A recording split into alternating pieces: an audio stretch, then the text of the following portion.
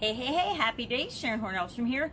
Should you use soft soap to save in this day and age, or supersize and grow your business? I have an opinion about this, of course, but first I'll tell you where the expression and the idiom soft soap came from. In the first half of the 18th century, so a long time ago, a wise writer noticed the similarities between soft and how it was slippery and smooth, and flattery, and how sometimes people used flattery in a slippery and not so smooth way, but in a smooth way, in order to coax or to get people to do what they wanted, in order to flatter or urge or use flattery and things to get what they wanted, to convince somebody to do something, to convince or to manipulate or to flattery. I think of Eddie Haskell in the series Leave It to Beaver back in the day. That was an old one. Eddie Haskell was the prime character of an example of flattery and what felt like over the top, kind of insincere flattery. Well, should you use soft soaping?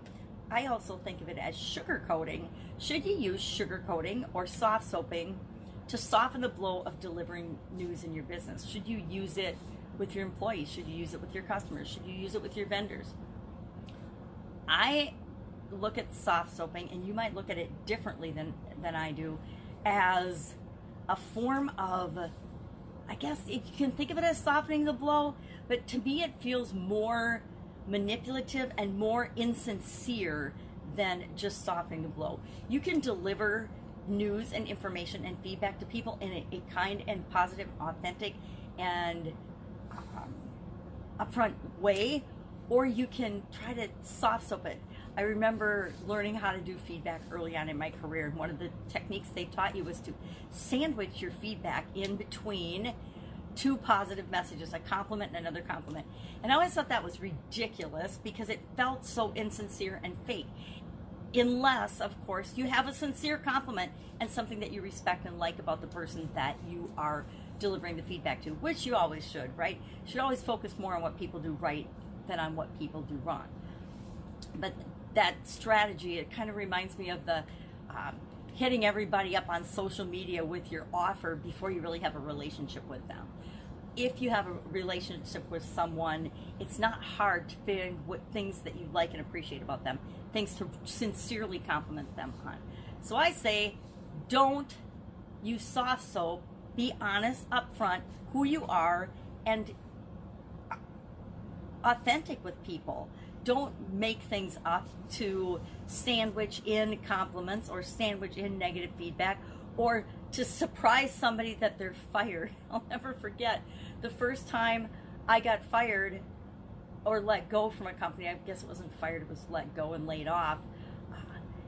We spent half an hour talking as if we were just having a regular meeting, and all of a sudden my boss said, "Oh, and by the way, you're not going to be working here anymore." I'm like, what was the point of that, right? I would have much rather had that half hour of my life back and him just let me know, and I could have packed up my desk and been gone a half hour sooner, because it felt insincere, and it felt like it didn't feel like he was upset about delivering the bad news.